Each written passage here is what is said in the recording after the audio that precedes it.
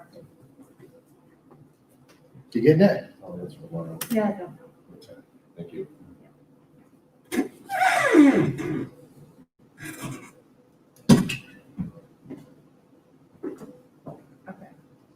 If you're live on YouTube.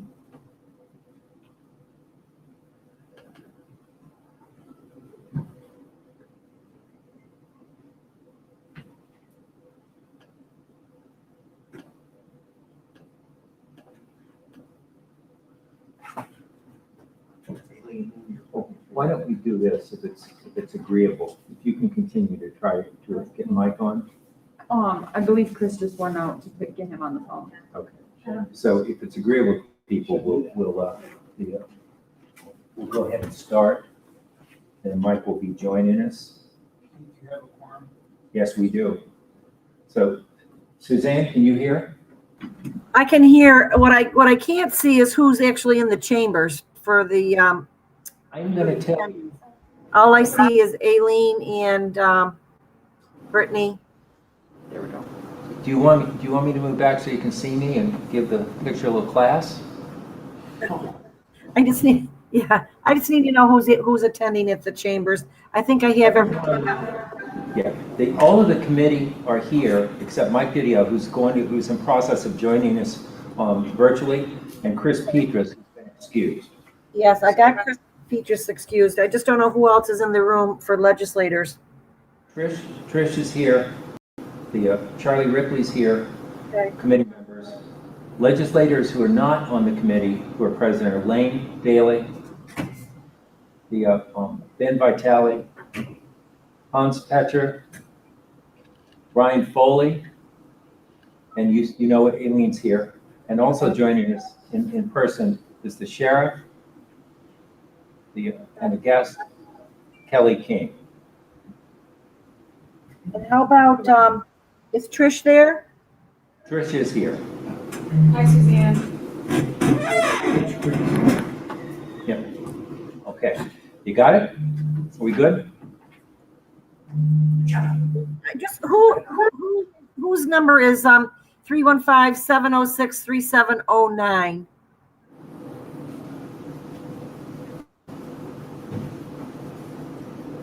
It shows up on the screen. I don't know who that would be. What is it? 716? 706-3709. Heidi. Oh, is that Heidi? It's Heidi. Oh, that's Okay. Heidi. That's Heidi. So Okay. she's joining us virtual, both, I guess, by phone and the thing. Okay. So, great. Okay, well, let us then begin. We neglected to approve the minutes from May 13th last meeting. So if I could have a motion to approve both the May 13th minutes, that'd be great. Charlie Ripley moved it. Second, Pinckney. Second, great. Okay, thank you. Any discussion? All in favor? Aye. Great. Aye. Okay, first on the agenda is Steve Lynch. Steve's unable to join us tonight. We do have his report, and there's one resolution. So let's talk about to see if anyone has any questions on the report, because Bruce Natalie is online. So he can answer, I think, most any question if people have a question. If not, then we can refer it to Steve for later. So are there any questions on Steve's report? Trish has one. I guess my only question is, has there been any movement with scheduling a presentation for the Watershed Rules and Regs draft since this update that Steve provided? I wasn't sure how current this was, and it sounded like that meeting was in the process of being scheduled, but with COVID difficulties.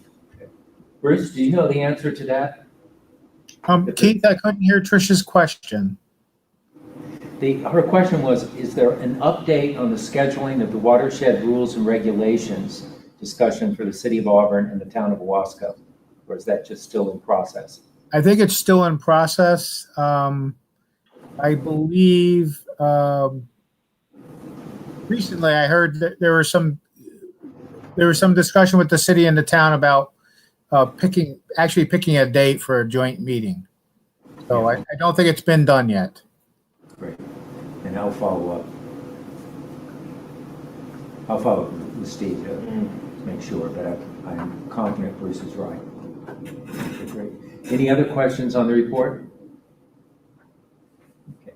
In that case, let's do the resolution so Bruce can go enjoy this evening. There's one resolution from planning, which is authorizing the award of a bid for execution of contracts on the Wasco Flats, the wetland restoration. You notice in the resolution that there are a number of blanks that have to be filled in terms of the contract specifics. So Bruce, if you can take a minute to explain, well, I think that probably everyone knows what this is, but well, let's not assume that. If you can take a moment to explain what this is and then why we're considering it tonight versus waiting until all of the details are complete. Yeah. Okay. The Wasco Flats project is we're building new wetlands and enhancing existing wetlands on the flats, and the main thing is we're reconnecting land the city has owned for 100 years. We're reconnecting it to the floodplain. The idea is that some changes that were done there about 70 years ago basically lets a lot of the pollutant load that's in the Wasco Inlet go directly into the lake. So we're reconnecting the inlet when it's flooded to the floodplain. So the dirty water will get out over in the ponds, but also over all the meadows that are there and settle out. We built basins 1 and 2, 2018, and we finished them last year. And this particular resolution is for the next basin. The reason it's in a draft form is we wanted to give the contractors enough time to bid it. So the bids are actually due on the 16th. And hopefully if we get some good bids, we'll be able to fill these blanks in and we'll bring it to Ways and Means as a completed resolution. Just wasn't enough time to give the contractors enough time to get the bids in. Yeah, and part of this is so that we can, hoping to break ground the first Monday in August, and instead of losing a whole month if we had waited, give you the committee a completed resolution. Interest has been strong. We bid the other project twice and only got one bidder each time. As of today, I believe I have 7 or 8 firms interested. Today at 5 was the deadline for people to send me questions. And I believe I have questions from 4 or 5 different firms. Most of them are also relatively local. A number of them are in Cayuga County, Wayne County, Seneca County. So I'm pretty sure we're going to get some relatively good bids. At least I'm hoping. So by the time of the Ways and Means Committee, hopefully this will be completely filled in and we'll actually have some good bids to share with the legislature. Okay, so if we could have a motion to pass this draft along, that would be great. Could I have such a motion? Yeah. Trish? Charlie seconded. Okay, now are there any questions? Charlie? Is there a dollar limit that we're looking at here? It kind of vague on that. Bruce, is there a dollar limit? Yeah, basically we have I believe it's about 120,000 left in the capital H, I think. So that pretty much is the dollar limit. If the base bid comes in above that, we'll have to go to a drawing board maybe.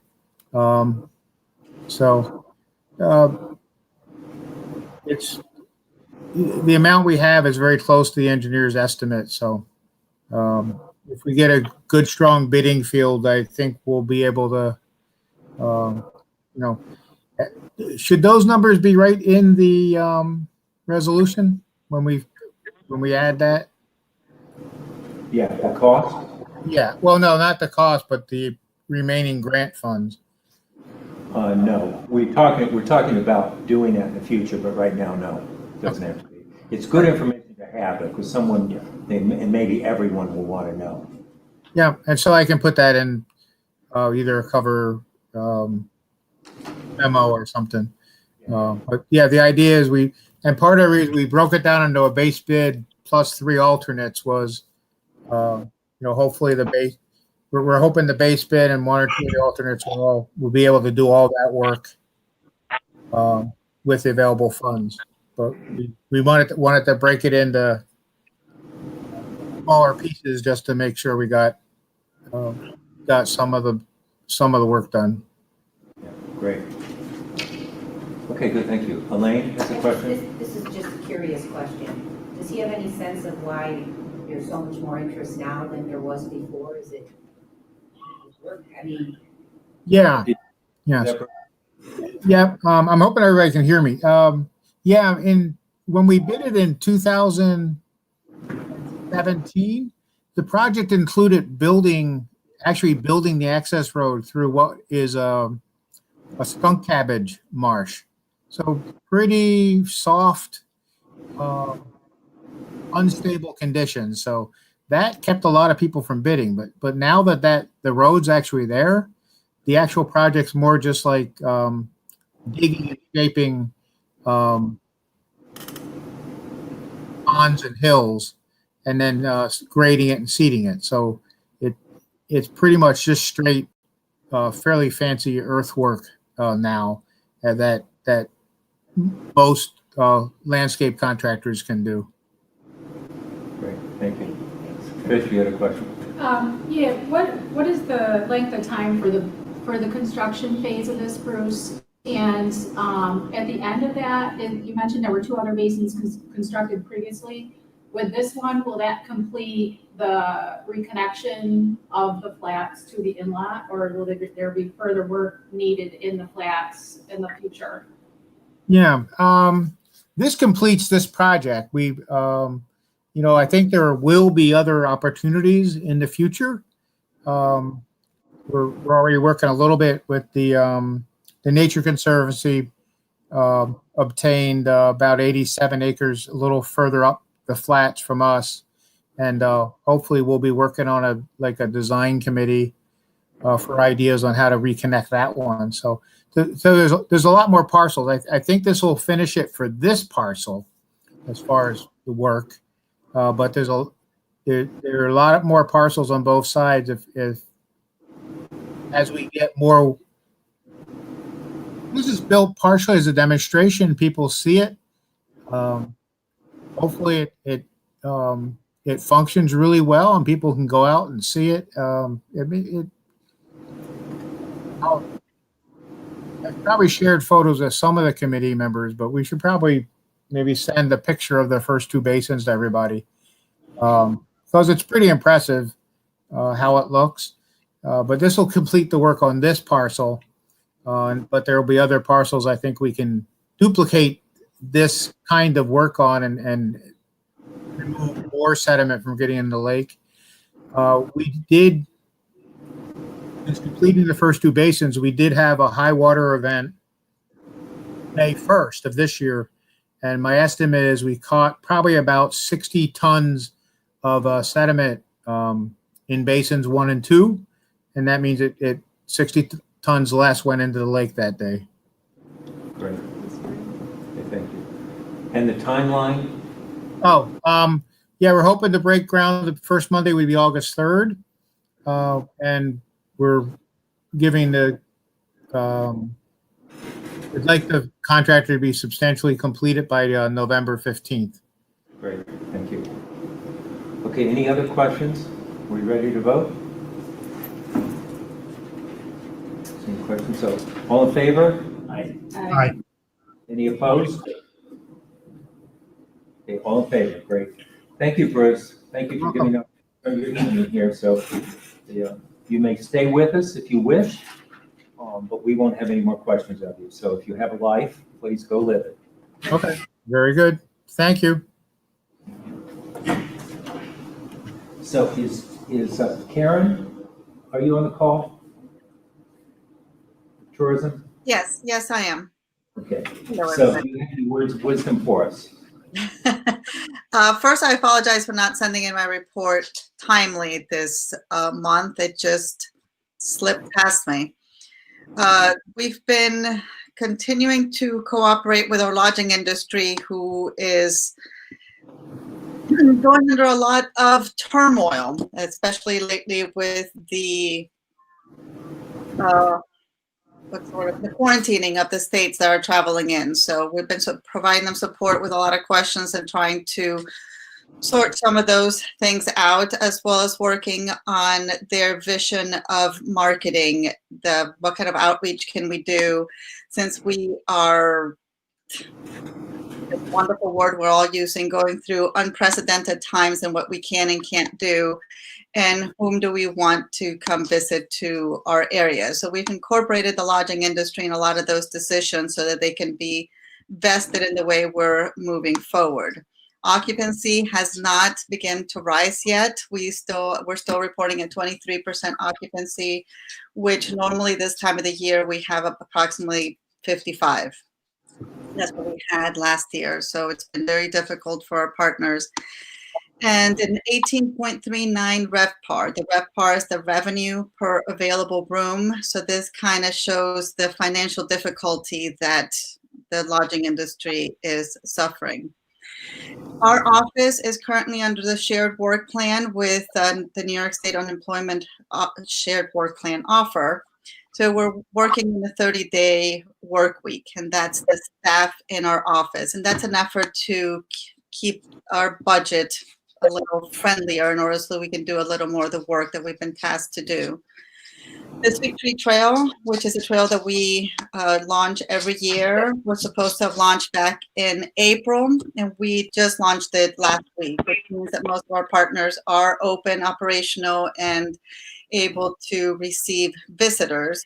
This kind of project is what the tourism is really looking for right now, but we're only promoting it within our region. Our outreach is primarily the Finger Lakes in central New York, to try to keep the economy moving, but not bringing in too much potential exposure to COVID from the outside. The other outreach we've been doing is the fishing. We've identified fishing as a great market for our area. There's a lot of product, and it is socially distancable. So we've been doing a lot of outreach and marketing on that. Hopefully you'll start seeing some of that appear through the social mediums. We developed a video. We contracted for a video to get done, which will be hopefully what drives a lot of that. And hopefully next week we will have a rack card available to put out through what we're strategizing as a 3-hour driving radius to bring people into our area and make them more aware of the products that we have available, hitting the Syracuse and Rochester market for day trippers and hopefully 2 to 3 nighters. But we're trying to keep everything still closed because we don't know. We're trying to balance health and the economy at the same time. Okay, great, thank you. Are there any questions regarding tourism? It's not so, Karen, thank you very much. Thank you. So Tracy, are you with us? I'm here. So we have your report. Thank you very much. Do you have anything you'd like to add or highlight? The only thing I would like to add, I think it might be in the report, but you may have seen that Samantha Fruget has moved on to another position. So we are hiring for the technical specialist position. It's posted now. If anyone knows anybody that may be looking for a full-time position that loves spreadsheets and numbers, by all means, please do send them my way. Great, thank you. Okay, any questions of Cedar or Tracy? Tracy? I just wanted to ask about the Cayuga Milk Ingredients project expansion that happened, and what was there any job creation with that, Tracy? And I also saw something, they posted on Facebook about, it looked like an apprenticeship program that they put in place with Cayuga CCC, and somebody hired through that, and I was wondering if you had any information on that. So the expansion that they came to the IDA to get some sales tax exemption for, there's only one job committed on that particular project. However, the next phase that this is going to lead into will have a more significant job impact. They're also kind of constantly passively adding jobs over time. So we have seen, a job here or there continuously being added for them. I do not have details about the apprenticeship program. Okay, thank you. Thank you. So, Mr. Lattimore. Tracy, he's working with their IDA on Tessie. Do you know how many jobs have been created there? So as I understand, they're still in the construction process, and so I don't think that they've come to the full-out hiring. I think they're probably starting to that process, but I believe they're still working on the facility.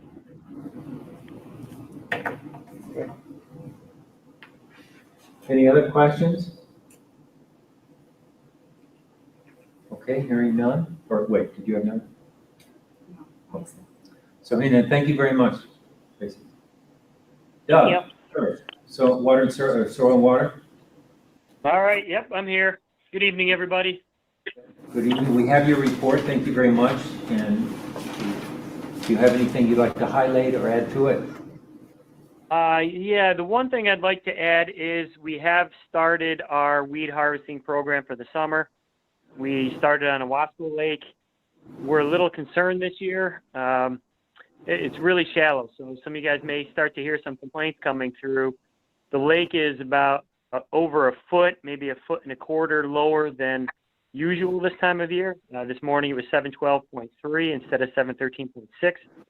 So what that does is it doesn't allow our boat to get closer to shore. So what that means is weeds close to shore, hot, shallow, are going to expand, and we can't get in there to cut them. And generally that's around the docks. We're going to do what we can to get in there, but it's not a perfect scenario. It's going to take a lot of rain. So we need some rain for some crops and stuff anyways, but we could use it to float the boat a little bit better.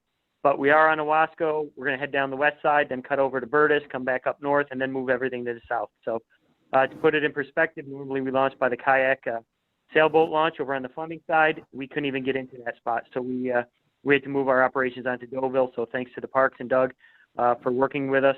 At least that way we can offload the weeds that we do cover. So just wanted to get everybody a little bit of perspective on that.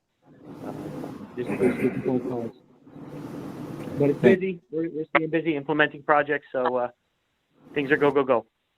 I'll be glad to answer any questions. Okay. Any questions? Mr. Lattimore? Doug, on Mobs Road, they're burying a lot of pipe. Is that a farm operation, or is that drainage, or is that, you know where Yep, it's they took out a hedge? drainage for those. Yeah, it's drainage for the farm that has the land right there. A lot of that drainage is going to be tied into a system that we put in last year that's going to slow release it to Vanessa Brook and try and hold some of it into the soil. No, is there any settling ponds planned for that? Well, they're not necessarily settling ponds, but we do have control structures already in the ground there.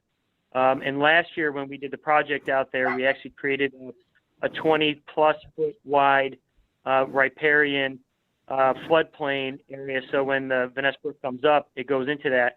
These tiles are going to be held back through some subsurface control structures that you'd see normally in ponds that hold water back with a series of flashboards. So it's another level of management for the farm, but he was on board with it. So it's retaining water, but it's going to be subsurface instead of like a pond or a basin on the surface. Does that make sense? Thank you. You're welcome. Okay, any questions from, let's see, see any other things. Anyone have any other questions? Okay. Thank you, Doug.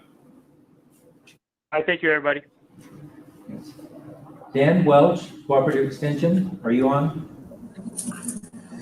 Yes, I am. Good evening, everyone. One thing I want to highlight from my report and to kind of follow up on Doug's comments on it being dry out there. In the last sentence there, I said that we haven't, drought conditions haven't formed yet. The University of Nebraska at Lincoln does a drought monitor for the entire United States. And right now we're classified as abnormally dry, so we're not officially in a drought. That's updated every Thursday morning, so we should know more tomorrow. But certainly it's getting to be with the weather forecast for the continuing heat. Definitely can be a problem for some of the crops and keeping things growing. Yes, thank you. So, anyone have questions of Dan? Yeah, Trish? Just a quick question, if that official drought designation is made, who makes it, and does that come with resources for our farmers? So the designation that the University of Nebraska makes is basically just looking at the weather conditions, soil moisture conditions, and says that's your areas in a drought. It would then be up to the USDA to declare a disaster, which usually lags because they need, part of their process is they have to document that there has been crop loss.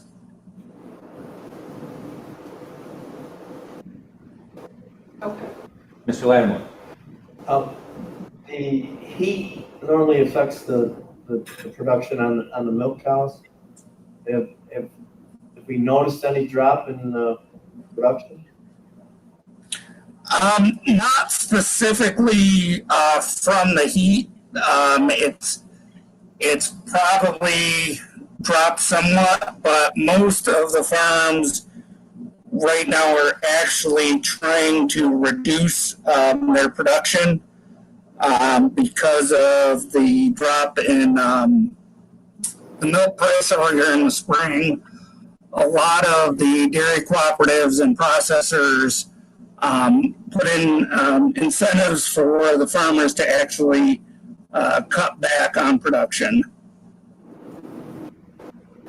Great, thank you. So, does anyone have any other questions?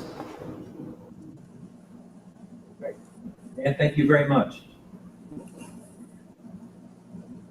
Okay, we do need an executive session, but before we do that, does anyone have any other questions or comments about anything?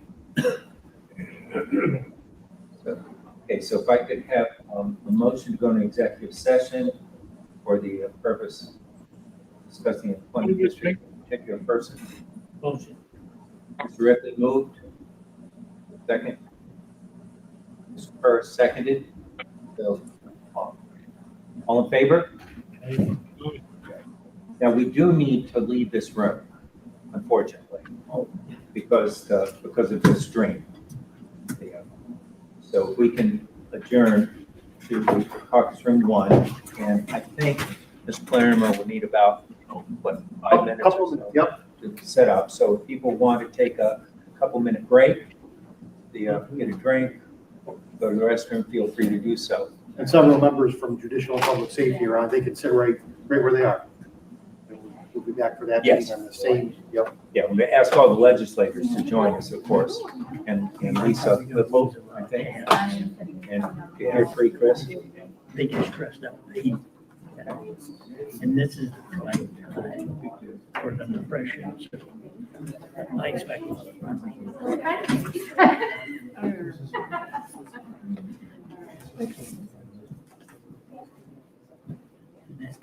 Any rest it?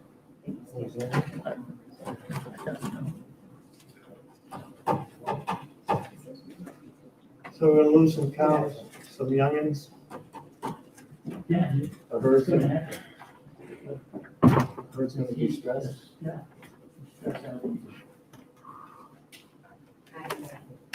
Can't make veal. Jump right to it. Yes, before it slows down. A lot of that trade. Okay. Oh, okay. Keep it inside. Out, but every time you do it outside, the model watches it, it gets hotter and hotter now. Indio. Ah, yeah.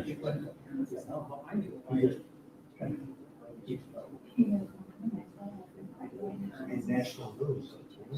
He did. Okay, okay, gotcha. See that? Yeah. Alright. See the,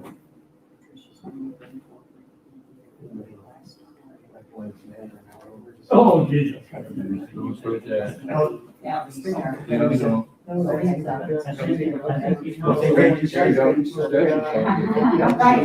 Right, don't be surprised. So. Yeah, See it. and I don't really No, want it's to, a route, so it's a little bit bigger. I don't want to provide a lot of details. I think it needs to be a two-way conversation with them and have Getting away to. from it, so it's getting more and more expensive, so. Yeah, Our cars yeah. are getting worn out, but the ammo is cheaper. Okay, yeah, but I will put Easier together to- some ideas around where I think that we can start to have some conversations. And good. 45. Do you have a brand that you guys normally? I think Winchester for the, I think that's what he's buying. Really? Yeah, I think so. Yeah, yeah, I think that's what it is. How come there's special patrol officers? There's nothing on the agenda. Didn't you put? Oh, the hiring committee reviewed the special patrol officers for the court in the county office building. In the past, we've never submitted a resolution. I'm not sure why it's done that way. Okay, We've always just hired them. right. But since the hiring committee came on board, we brought it to the hiring committee, but They said, yeah, do it, but don't worry about a resolution. well, they didn't say that, but we've never done a resolution for it, so I just, I'm figuring we're still doing things the way we always Okay, have. yeah, because I saw the backup for it, but I didn't see, yeah, so I was just curious. And I'm not sure, it's just always been done that way, so I'm not sure why.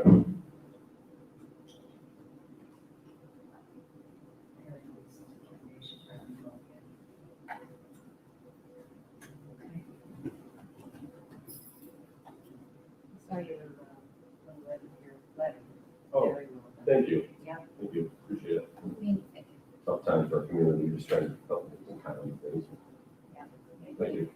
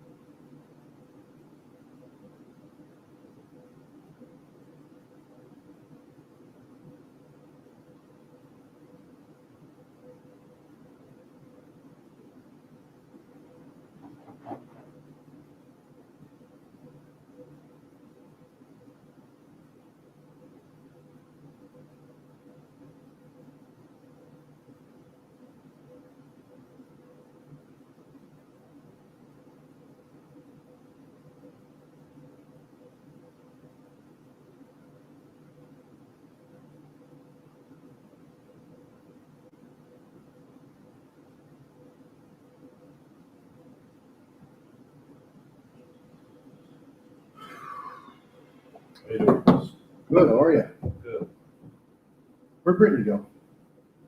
She went executive session? She might be in there. I saw her walking. Oh, must be she did. Yeah, must be she's in there. All right.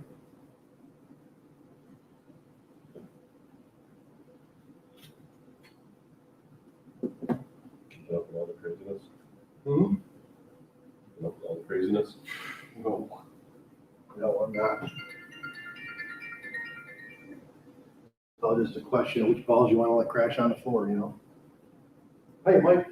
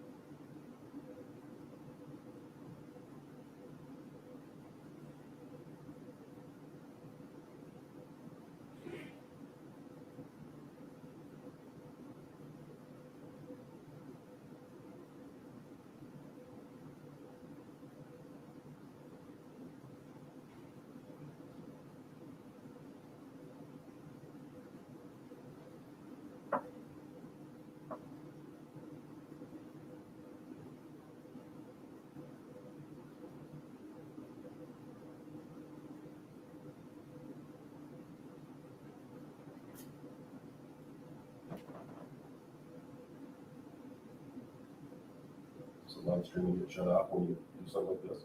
It's on for the meeting. Yeah, this is all still live streaming. You and I talking right here, doing live streaming.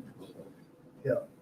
That's the problem is that you can't, you can't switch that one from a meeting over to executive session. You obviously got to turn off the live stream. But once you do that, you can't reconnect back to that live stream. You got to start a new video. Oh. And we've already sent out the link for the YouTube video, so I see. you kind of only get one. Gotcha. And so we just leave this one running and then go to an executive session, another meeting. Okay. Which is confusing for some of the legislators, they jump into this room and that room, and it's confusing.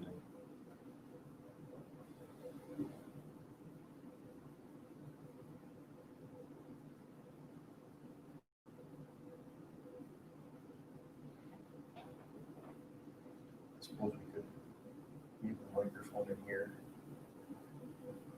turn off the camera. Then do that, people that want to participate remotely, will absolutely can. Okay.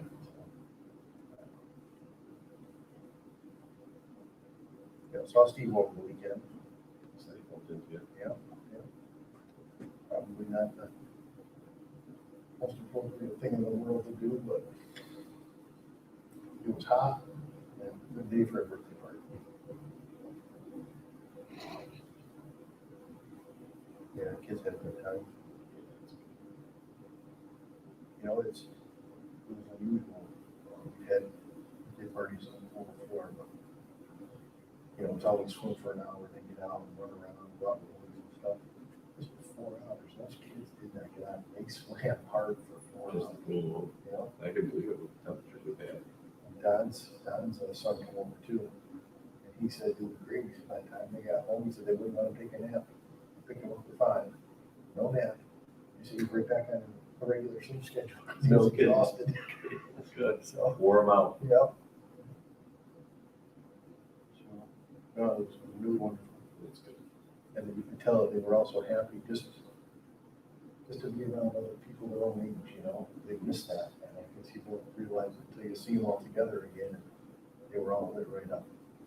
That's tough. It's not good for their, No. not good for their health to be No. cooped up with things. Of course, I'll be sick. 10 families go down the street.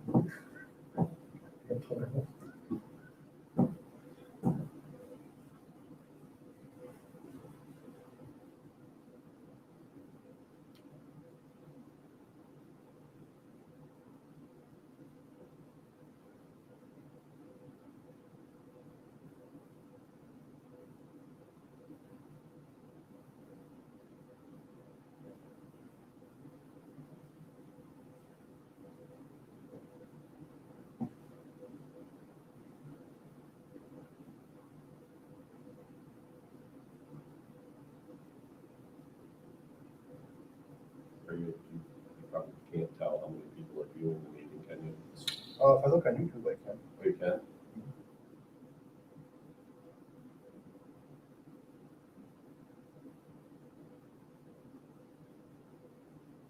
Four. Top 3.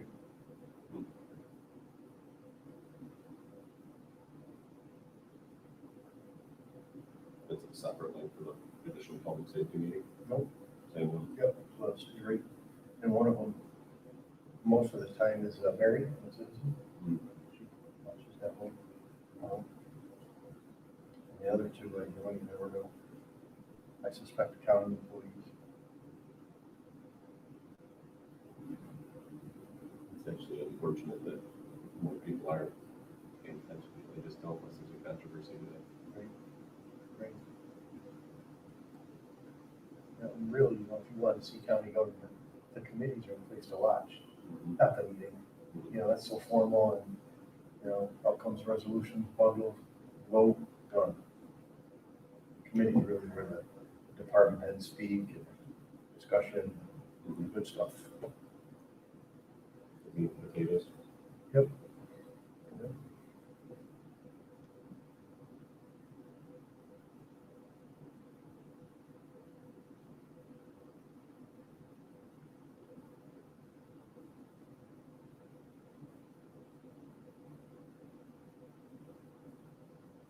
Jail is probably pretty comfortable in there, isn't it? Air conditioning and all that. It is.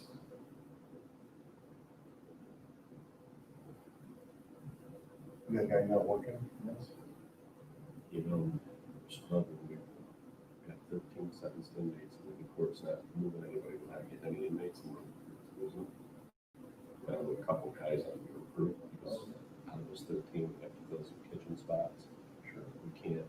Now 13 are eligible to go on the recruit, so between the kitchen, only having 13, we're out with 2.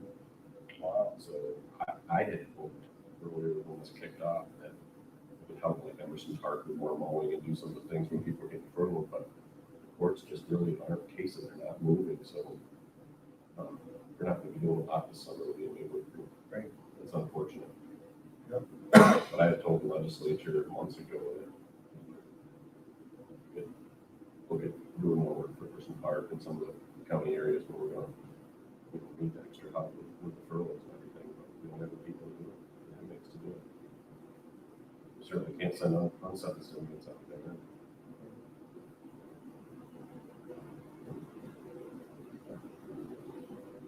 So it's turned into a struggle too. Yep. What would you do if you didn't have people? I mean, it can't be, only got 13 to feed then, right? Well, no, actually work in the kitchen. You said 13 sentences. 13 sentences, right? So we have a few people who inmates that work in the kitchen, but we do use some unsentenced inmates in the kitchen if they're still in the facility, but we don't send them outside. Okay. If we have to, preferably we want, just sentenced inmates to work in any. Right.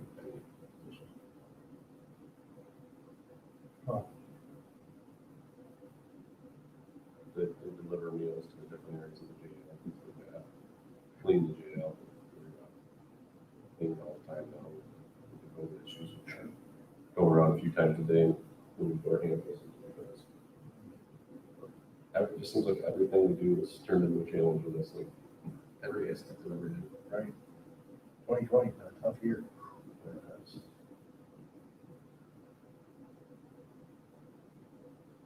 I'd like to see 2021 can't be worse, but I don't dare. We just don't see an end in sight to this. I don't either. I don't either.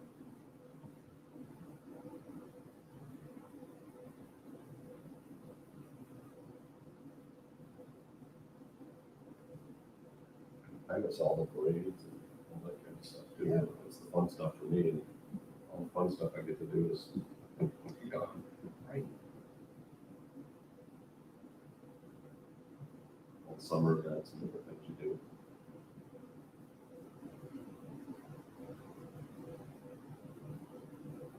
I see they just canceled the Bassmasters tournament too. I see that, and I see CCC president, decision to suspend fall athletics.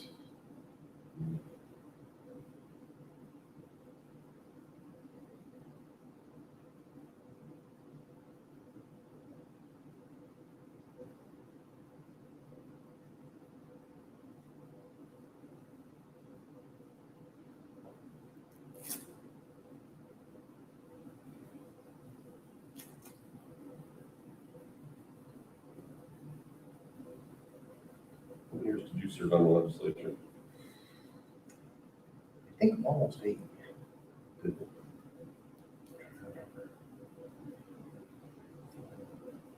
I think 2004, a guy named Warren Gear served, and he moved to close to Webster, Rochester. Was he between you and Ralph Sandler? Yes. Yes. I remember Ralph being on. Yeah. I think before him was Dave Holdridge. And Dave, and then Ralph, and then Lauren, and then I got it. Okay. And then it was, I might be off a year or 2 here, but I was admitted, so I started law school in 2006. Did that while I was here. And then in 2010, I was admitted. And then I think it was 2011 was my last year. I remember going to the Republican caucus. And Fred had an opening in his office, and I applied for it. I remember at the caucus, he said, "How's it feel to go to your last caucus?" Oh, no kidding. Yeah. So I didn't catch it at first. So I started January 1, I think it was 2012. And I only stayed 2 years.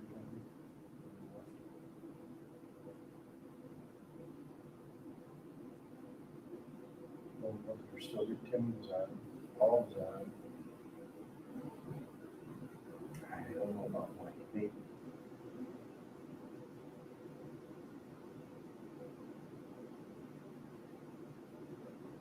That's it.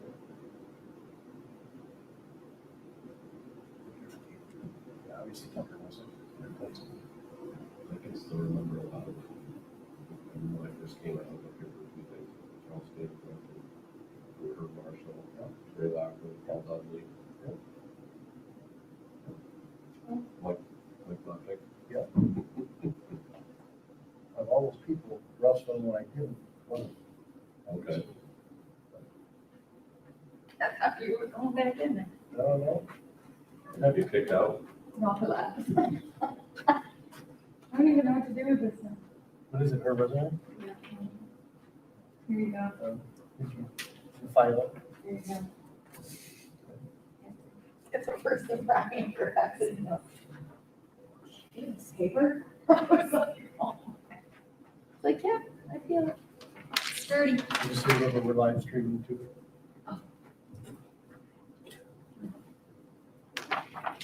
Now she knows the paper's sturdy. Chris is filing. Oh, yeah. Well, right over there.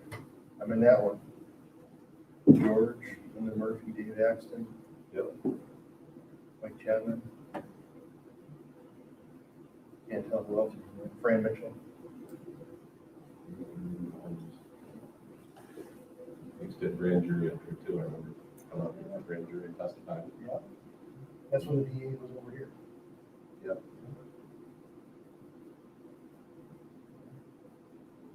You said Ann's name reminded me was here testifying at grand jury once, and somebody here was sleeping. Ann was the foreman for the grand jury, and she got woke up. Well, I always think it's interesting because you can see her there. She's right in the center. She got a sweater on with the stripes going across it and white shirt underneath. But every time I see Chris sitting up here for waves, you know, I can see him and I can see his mother. Oh, really? That's neat. But just from the angle I have, it's just. Yeah, that's kind of neat. It is. There's a mom smiling at me. Boy, she would have been super proud. Oh, she would have been. But I started right before was. That was my first seat. Ann sat right next to me where I'm waiting. My very first meeting, I was deer in the headlights, no clue. Going. And apparently there was some vote that was critical to the marks. And I can't even remember which way I went. I remember talking to her, he kind of guided me on say. And I just don't remember which way it went, but I left the guy. I challenge his vote. He's yelling and screaming at me, and I'm sitting there going, this isn't the town board. I didn't know what to do. And just turned around. So she helped me a ton. She was, and I got to be friends with Mike too. But because of that, every year after, somebody would come around selling those tickets for the Duck Derby. You just remember that? Mm-hmm. I'd name every one of my ducks Mike Luffick. Did you? I wanted the citizen headline to be Mike Luffick wins Duck Derby. That's funny. He'd swear at me. You did not. He'd get mad. He was a good guy. Boy, he liked the Yankees, huh? I was just thinking that because I remember a meeting or two I went to, and he wanted to get home because they were on. Yep, Yankees are starting. Gotta go. He wanted those meetings to go quick. Yep. Yeah, I remember that. I remember being in that far chair actually. Yep, in the back. that's where he was when he yelled at me. Yep. Rocking back. And Brian, I can still remember. And him standing up, and his eyes are all, and I'm going, I don't know what I'm doing here. I do this for. Scared to death. No clue what I got myself into. Never been to a meeting. Didn't have any- Really? No notion of this. I just heard Marshall. He lied to me. He's, it's just like the town board. You'll be fine. And nothing. And I told him that. He laughed. He goes, well, you know, maybe not just like the town board. Yeah. No. Yeah. February. Time flies. Give up for what you say about Peter. Yeah. I think of something old timers. Yeah. Peter and I got along good. Steve cut it back. Yeah. Michelle. Steve Pepper.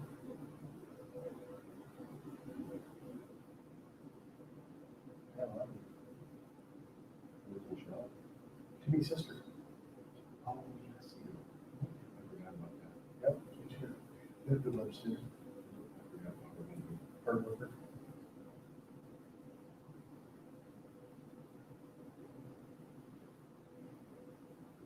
Yeah, I'd say probably 99% of them, you know, their hearts are all the right spot. Different perspective for sure. But it is a lot, you know, if you do what you're supposed to. That's the nice part about it. I think all the things county government's involved in, you know, you can just pick and choose. I want to get interested in that, and that. No shortage of educational opportunities, you know.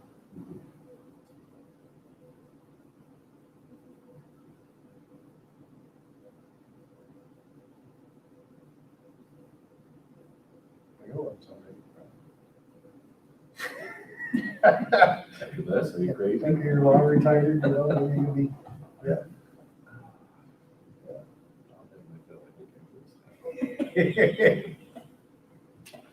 This is easy, just like a town board. Yeah, yeah, yeah.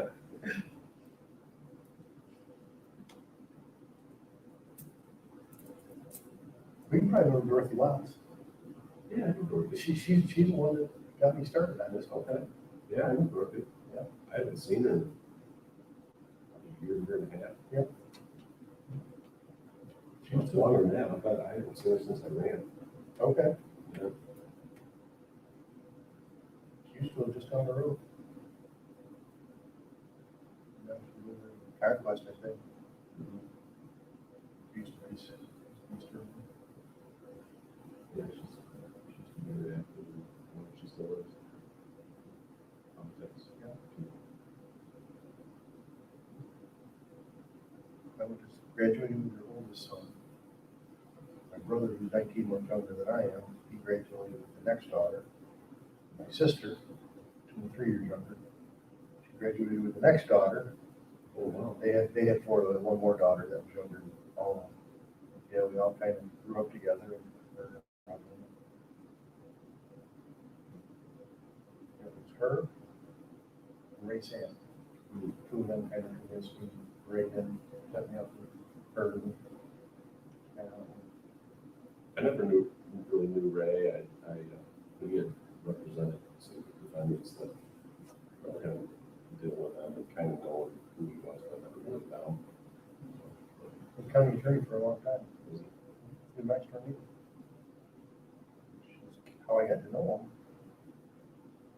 But more as a defendant. Hey Ray, I'm in trouble.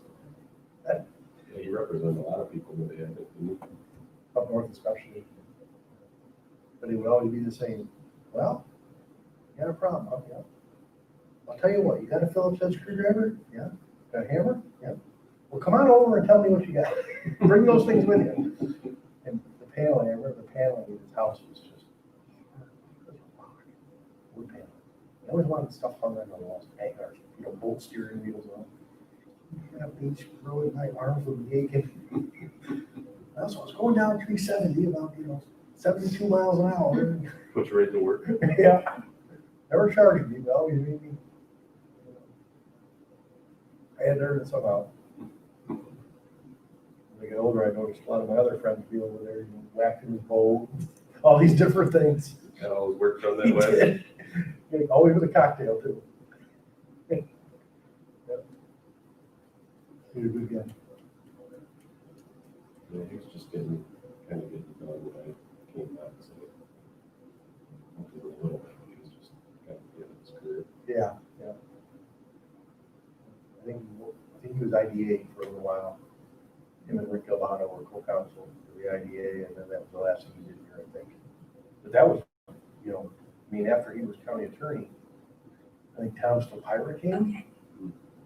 And then Dave O'Connor for a little bit. Aileen O'Connor over at Environmental Health, her brother. Oh, okay. Yeah, he was county attorney for a little bit. In fact, I think he used to be partners, I don't know, but I think, when we worked with Diane. Okay. I think him, Diane, and there's another attorney. Is he still practicing? I don't think. I've heard his name. He probably the last one back. It escapes me. But I think those three were and then Fred. I don't know who's before Ray. He's in one of the composites out there, probably from the 70s or early 80s. I love the deal with photos out there, especially the building ones. Make sure what they were dealing with that. What big issues were. Yep. Need to see the history. Well, Andy's father's in one of them. A couple of them, maybe. Oh, is he? Yeah. Yeah. Okay. So right now, we got two sitting legislators whose parents were both. Okay. That's neat. And you got this one picture out here from the 1800s where the guy says, "Great big beard." I wanted to get my own picture. Someday, people be looking at our picture, wondering where. Yeah, yeah. They don't want to know. Thank God they won't know, right?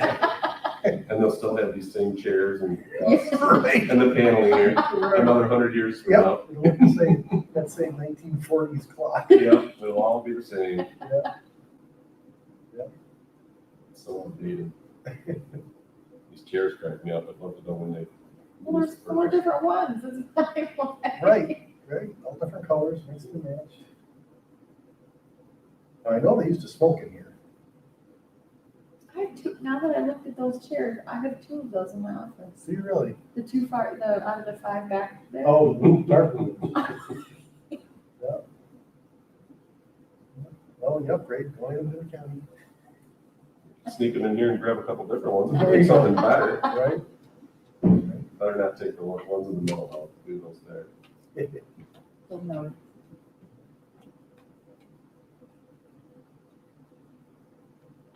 Joe comes into the office the other day to do the JD, and he comes in, because I have it up on my computer, because his doesn't have a video camera, and he's like, it takes like 15 minutes for me to log in. He comes over, he sits down, he goes, you don't have an arm on your chair? I said, no, I only have one arm on my chair. Really? Oh, man. He goes, oh, where's the other one? I said, I have no idea. Because what happened is, it pretty much was like musical chairs. So when I was out of the confidential secretary position, I had one chair. Then the office that I'm in now, it had a chair that would slowly go down. Yep. So I totally switched it with Joe's. Okay. And then, I don't know how, and then I think Joe didn't like this, like, he switched it from, Oh.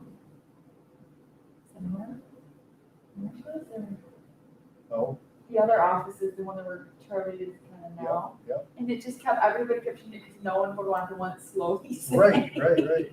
And so now when I went in there, I ended up with the one without the one arm. You should be able to find it. I didn't know that. It doesn't bother me, but it's funny because Joe comes in every time.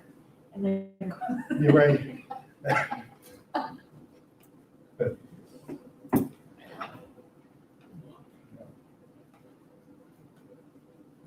I saw him in today. Yeah. I didn't know there was a JD on. And I figured out that, I don't know what's been going on, but I was talking to Lacey about the internet connection. I didn't have a problem at all.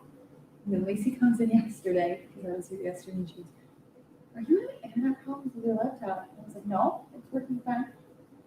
Ever since then, as soon as I go home, I don't know if it's just because I'm coming in and out so much that the VPN and then this one here is like connecting and disconnecting and getting all wonky. But I was like, I was checking all my emails, doing everything. I was like, I haven't gotten anything all day. So I'm like, okay, I checked it. It says it's connected. Okay. I came in for this meeting. I got 6 emails. I was like, what are these? And I'm like looking at the time. I was like, I never came home. Well, Joe sent me the email for the Skype meeting at like 20 minutes before the meeting, and it was back at like 1:30, and he came in and he goes, I thought you were gonna be here. I said, no, you should have called me. I said, I don't know what was up with my internet connection. I go, I came in here and had a bunch of emails. He goes, it's fine. And said he handled it, but it was just phenomenal. And then I messaged Lacey on eBay. I said, so now I see what you were talking about. Right. It's like you jinxed me, because it was all fine. She said she had to restart hers like 3-4 times. Oh, really?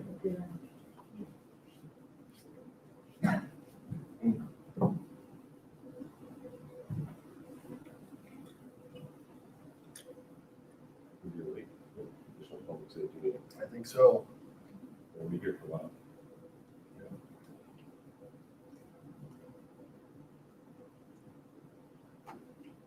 Oh, do you have a big agenda? I have 4 resolutions. I know I read them because I approved them all, but I can't remember. You see so many. 2 grants. Yeah, I don't remember anything that looked controversial. Well, other than there might be some questions about the goal. Hey, Brittany? Yeah. On that, 8x8, you want to pitch the microphone? Oh, on this one.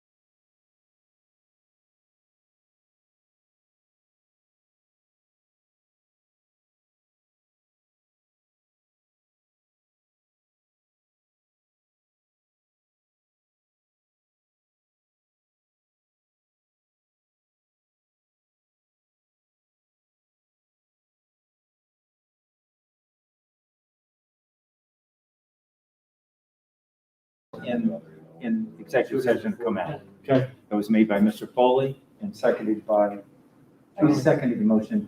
Charlie? So now can I have a motion to adjourn and forgive me? Motion by Trish, second. Second. We were adjourned. Thank you. Okay.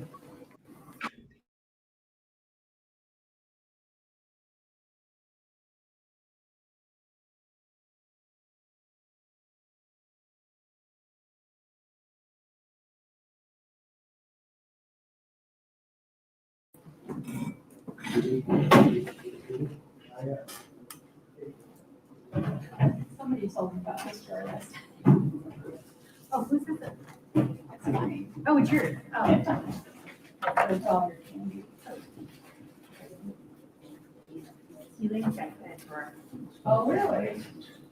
I'm just thinking about reading it. Stinky candy drawer. You thought it was racing? Oh, The gusty. yeah.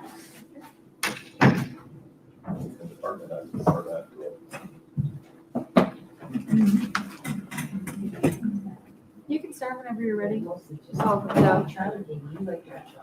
Ready? Okay, everybody here? Do we have a quorum?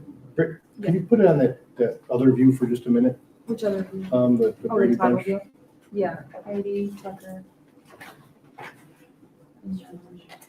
Elaine's here, Keith's here. The only one missing so far is video. He's on his way. Yep. Yeah. Right. So it looks like you're good. And So we do have a quorum? Mhm. Okay. We'll start in, please bear with me. I'm new to this, so. Minutes to approve. Move it. Second. Any questions on the minutes? If not, all those in favor, aye? Aye. Thank you. No appointments. I believe Denise is up. Denise Fingler, please. Good evening. Can you hear me okay? Yes. I don't have any resolutions tonight and I don't have a lot to talk about. We're fairly status quo. We're continuing to screen our callers for COVID. We're continuing to do our temperature checks. Just finished grant reporting for the second quarter. The one thing I did want to just touch base on was the discovery requests. I did send a chart so that everyone could see where we're at with those. They are continuing to climb every month and we are continuing to get further and further behind. I'm trying to come up with a creative solution to manage those, but unfortunately our hands are kind of tied because we just don't have staff to do them. So we're really just tackling them as we can, but we are not meeting state mandates, which is extremely problematic. We're required to turn them over within 15 days at most. The DA's office has to turn over the information 20 days from arraignment if someone is in custody, which means if we're turning it around in 15 days, that only gives them a short period to review and collect all of the information. We're not even meeting that. Right now we're on path to complete them in about a 24-day turnaround. We're roughly 80 requests behind. I think as of today, we're just starting to work on June 16th requests, and today's July 9th. So I did broach the subject with HR, and I had previously spoken to Mr. Dennison, who obviously is not part of this now, about allowing the deputy administrator to do it on overtime because he has typically been the one managing them. But unfortunately, he was spending way too much time doing them and other work was falling behind. This work really doesn't impact us at all. It's really for the DA's office and for trials. So, I hate to say it, but it's really no benefit to our operation. So the work that we need to get done needs to get done first. So I was talking with Lisa about that. She reached out to Peter Jones, and it sounds like it's a management decision, but obviously it can't be a single department head making that determination. So not really sure where we're at with that right now. but that's really the best way that I can find for us to try to manage them and get caught up. If anybody has any thoughts on that, I'm definitely willing to listen.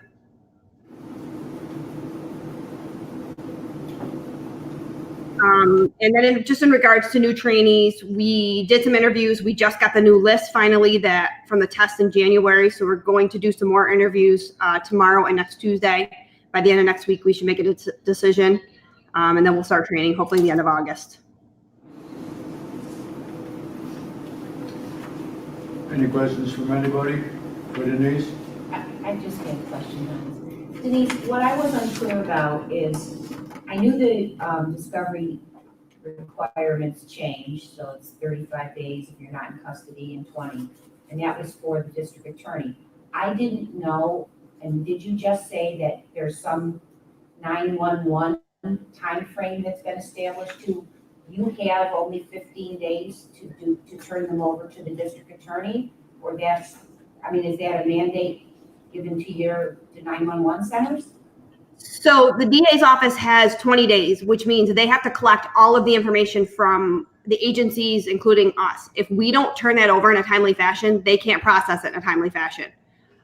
So when talking with Chris Aldina, I said, is 15 days a fair number? And he felt like that was.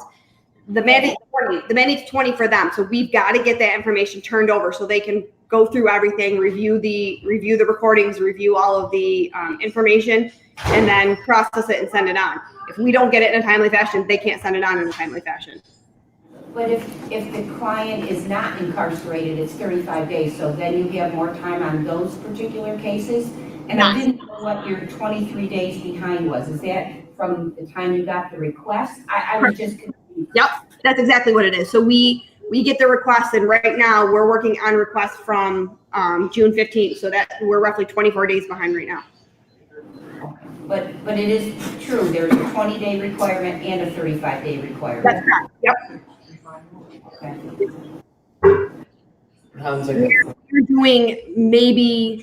We're processing Ben is taking 2 days a week to process discovery. His other 3 days are 911 work.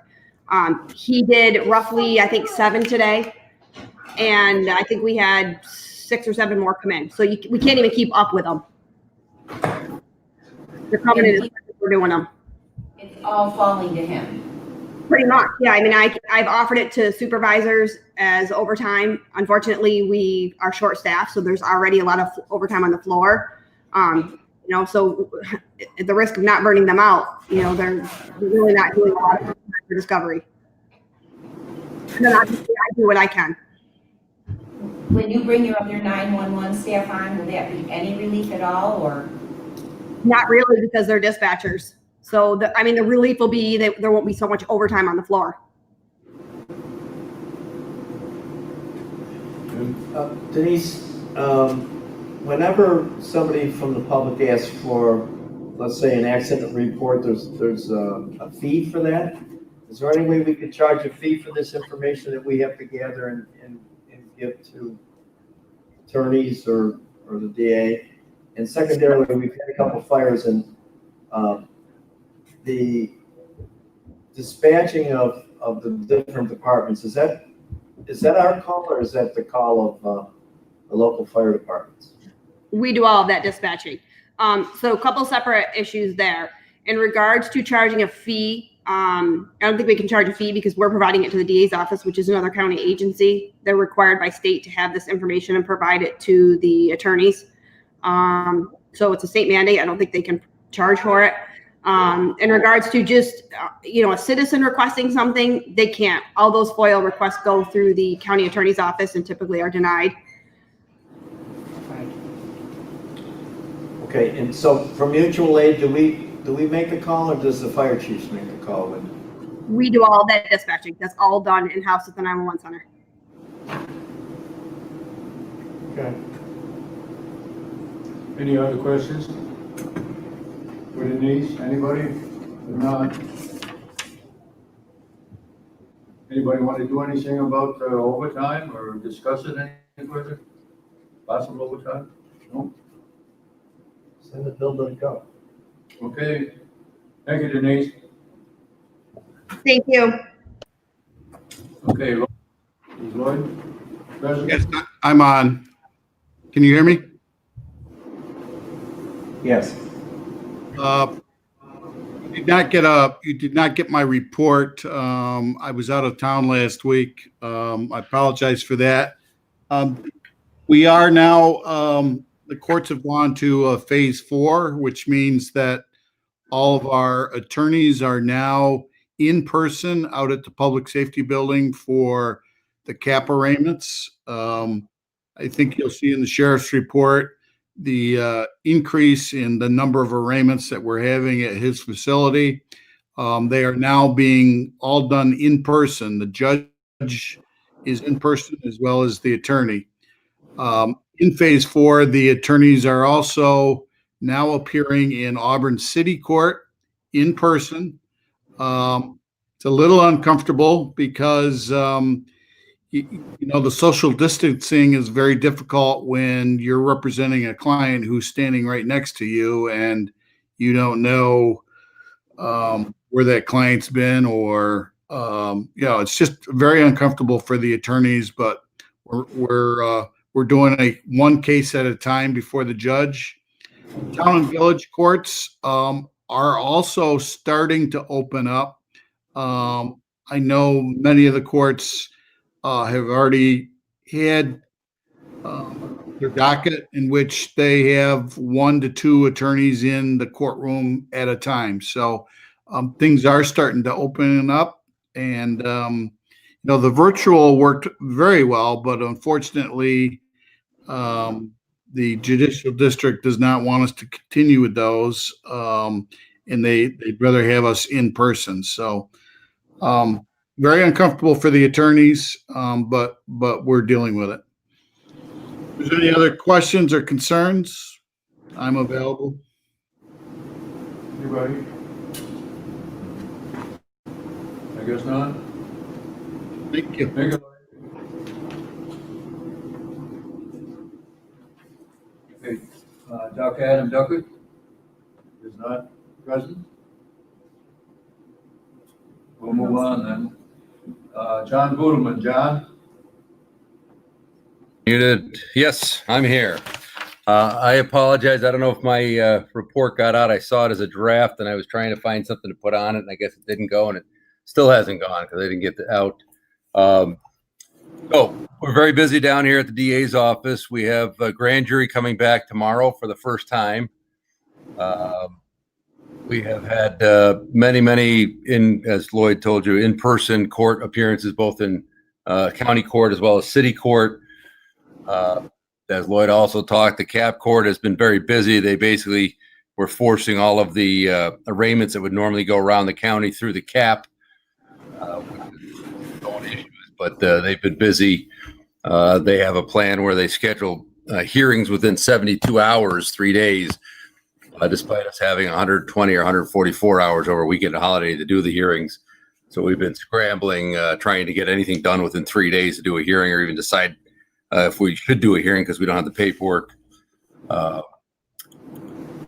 don't have any resolutions at the moment. The only thing that I had in this email that I was looking for the lines on are the confidential investigator. A couple of years ago, we had some discussions of getting rid of differential pay. And the upshot was we were going to get rid of it as a second line or separate line as a percentage and just put it into the salary. Well, we got rid of it, but we didn't put it into the salary. So as a result, our investigator went back 12% in pay from the investigator before, even though they have the same 30 years experience as police officers. That was the only thing I have to really get discussed on at the moment. I don't know if you have any questions. Any questions? Anybody? One suggestion. John, I know that you're involved with Alcoholics Anonymous and Narcotics Anonymous. In Rhode Island's passing it, the next time we have to go into one of these shutdowns, that it's a necessary element instead of shutting them down. I know that your caseload is probably going to go up because of there's a lot of people who were injured physically and mentally during this shutdown. So crime is gonna be up, and hopefully we can keep those services alive the next time we go into a shutdown. I know I'm introduced it in the health, and I had Amanda send it around. I don't know whether you got a copy of the Rhode Island legislation. It was very short and sweet, and I think it's something we should offer up to our governor. Well, I agree, Mr. Lattimore. Whether you agree with the danger of the COVID or not, the shutdown or not, the reality is we've lost 2 people to COVID-related issues in the 4 months. We're losing 2 people almost a week. We had 14 within 2.5 weeks that died of overdoses. We've had numerous suicides because people can't get to their support groups where they go sometimes 7 days a week or more.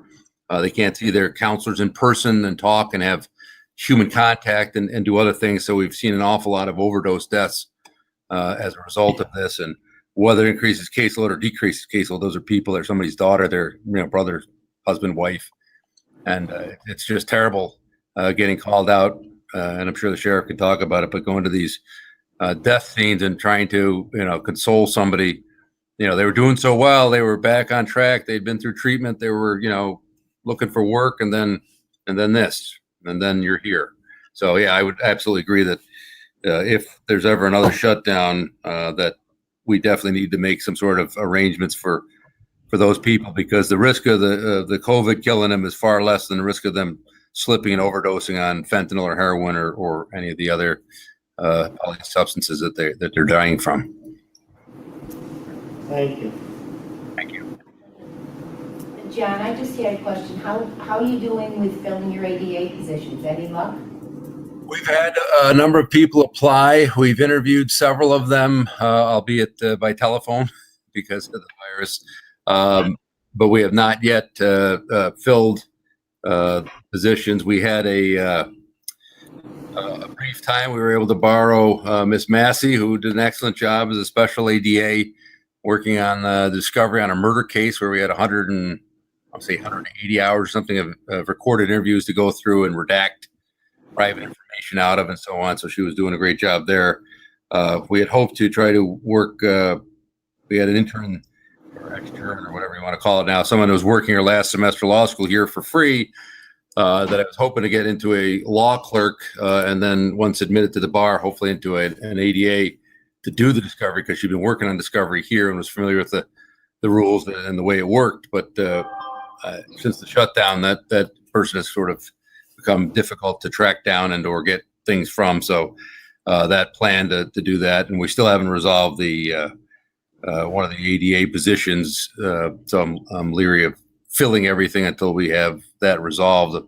I'm hoping to hear almost any day now from the county attorney's office that it's been resolved and we can move forward, but we're still working on it. Any other questions? Nobody, I guess? Thank you, John. Thank you. Okay, Amy Russett. Good evening, everyone. I've started outreach for updating our hazard mitigation plan for the county. That's going to be a large push out of my office. Started that. I've put a summary in my report of just to give everybody an idea of the quantities of items that's been pushed out of our office since March. We've pushed out a lot more in the last 7 days as well. But by the end of this week, that's going to come to a very slow moving pace. There's a lot of work that was put on hold for the last 3 months out of the EMO that now needs to start to happen. So we're going to start to redirect. Quarterly grant reporting has been completed. There is a COVID pushed state grant application that I will be completing by next week. These are funds coming to the county EMOs in the event that COVID comes back around again. It could potentially cover salaries and cold storage, surge types of items. So I'll be completing that application. We had a retirement of our administrative officer, and our new officer is going to start July 20th. And that's all I had. If anyone has any questions for me. Anybody? Any questions? I guess not, so thanks for the report. Thank you. Okay, Jay? Is Jay on? Yes, good evening. Good evening. No resolutions. I did send a status report around for where the department's at as far as the COVID is concerned. Some ideas that we're going to look at moving forward for some possible new equipment. That'll be addressed as we move into the budget process. That would be electronic monitoring equipment. And I did provide everyone a written copy of our reopening plan. This is a draft reopening plan that we would look to implement beginning in August. So at this point, we're still working at 50% staffing, rotating in 2 teams. And as far as looking at what the challenges we have for bringing members of the public back in to report face-to-face to the officers are simply the physical limitations of the offices that we work in. So we're continuing to address those and trying to figure out ways we can mitigate risk within the department. Any questions? Jay, is it, you don't have electronic monitoring capacity now, We do not. and you never had, probation never has? We did about 15 years ago. We had what was then called a homebound program. The director at the time didn't feel it was really paying dividends and had become quite a burden, so it was discontinued. We are looking to bring back something that's a little bit more scaled down from what that program was, and we want to look at some of the modern alternatives that are available. To use it for a court alternative to incarcerating someone? I mean, if the court can put them on homebound detention, is that how it works? Well, to differentiate it from alternatives to incarceration, this would be used as a enhancement for a sentence of probation or as a graduated sanction in response to a violation of probation.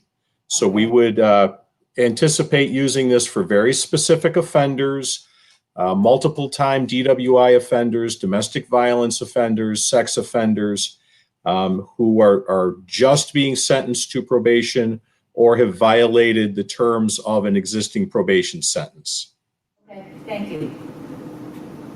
Any other questions? Anybody? Guess not. Thank you. You're welcome, sir. Thank you. Ryan. Good evening, everyone. I did submit my report. Something that I wanted to point out with the report, just to update the last bullet.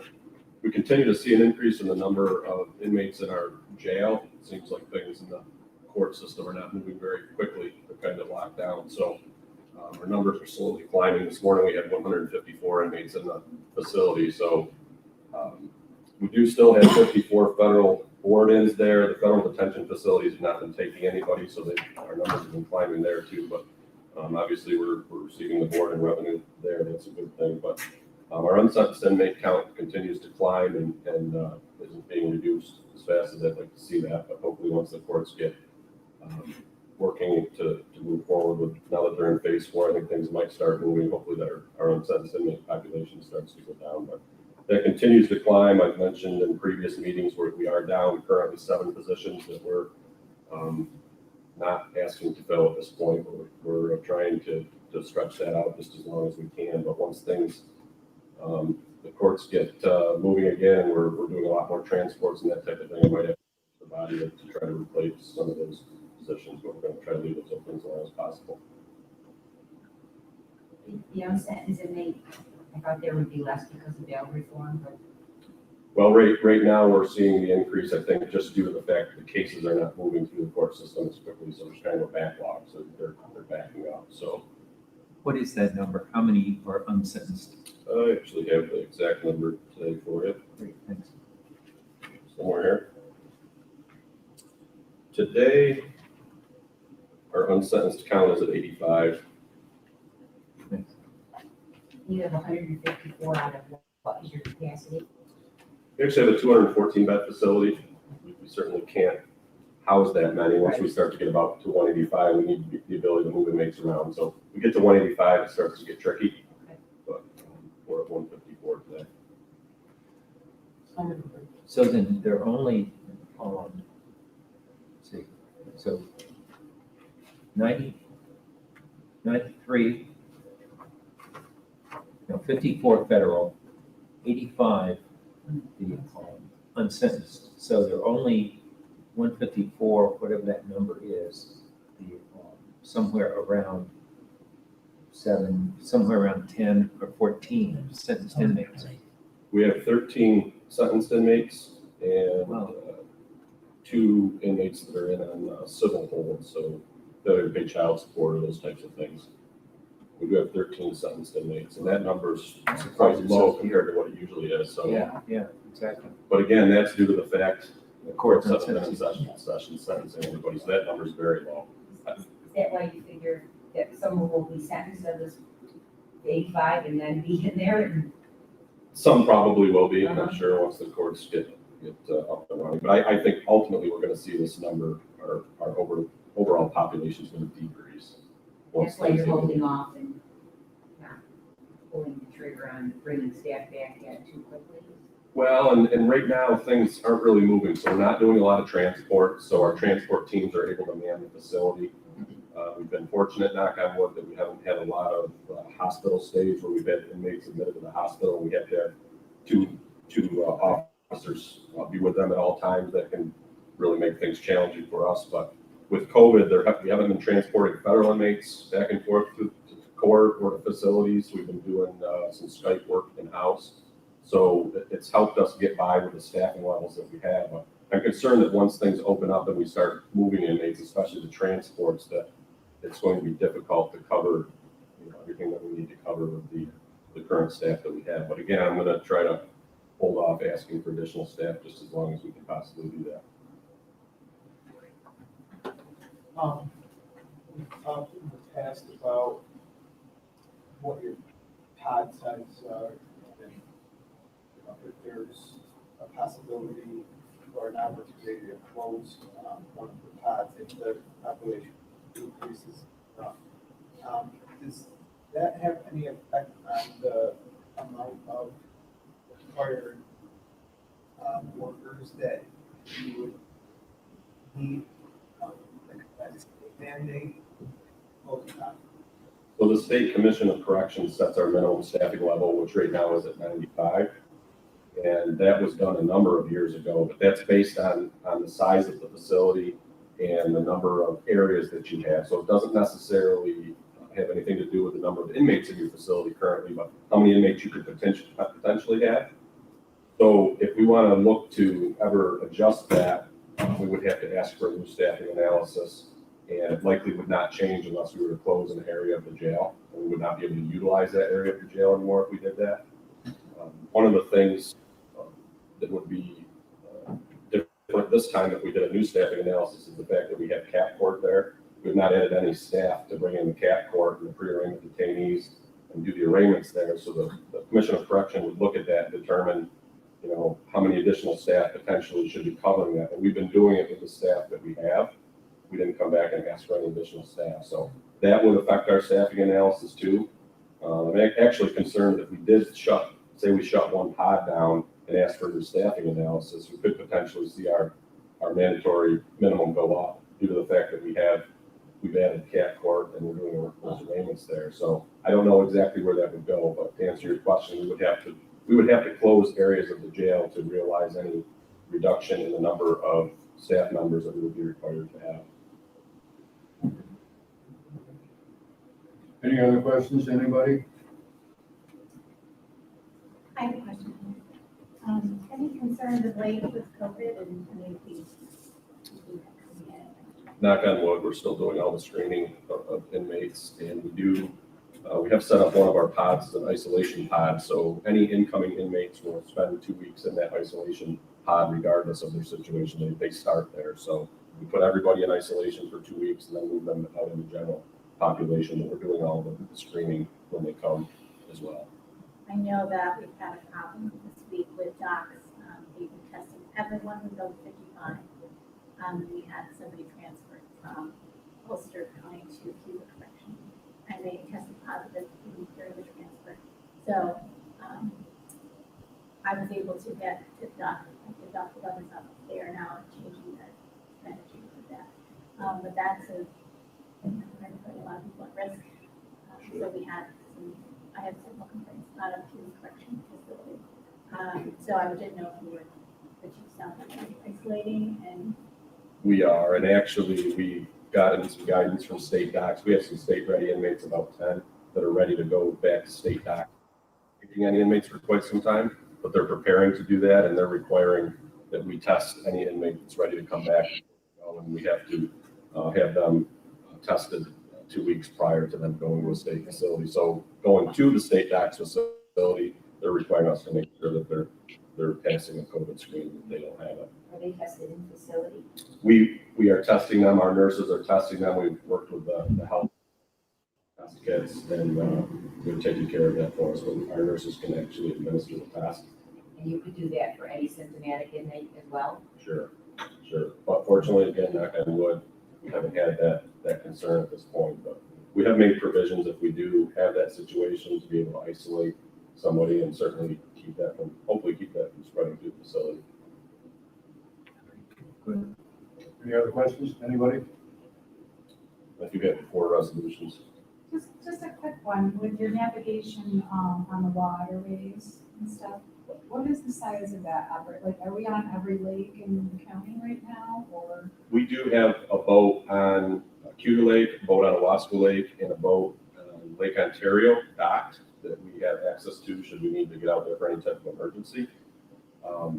We do have another boat that we can put in the river if we need to, in the rivers, if we need, or Cross Lake or wherever else we may need to if something were to happen that we do have access to. So we have them out there. We get very limited coverage this year, but they are out there should we need them.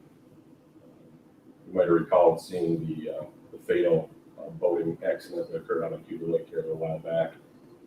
We didn't have anybody on the water at the time. We actually, 2 of our road patrol deputies that were in service at the time actually were able to jump on the boat and go out and deal with that particular scene. So they did that, but it did short the road at that time, so that was a concern of mine and something we'll need to discuss moving forward. But we are covering any coverage that we can with overtime coverage from our road patrol division, so that's how we're dealing with that right now. We are trying to get out there, and we're not providing a lot of coverage, but we're trying to get out on the lakes at certain times when there may be a lot of boats out there and concerns for reckless operation or things like that, or if we're getting specific complaints about things, we're trying to address those as they come. But we've really cut back our routine patrol on the water. Thanks. I've seen you guys on the water, so I was just curious how big the operation was. So. Sure. Well, I mean, we need to have access to those areas. Like, for example, that accident that occurred on the lake, we need to have the ability to get out there and deal with that. And, there was a recovery, unfortunately, that we had to take care of there and get out there and secure that scene. But we were able to dock in these springs. Any other questions, anybody? I guess not. I do have one question.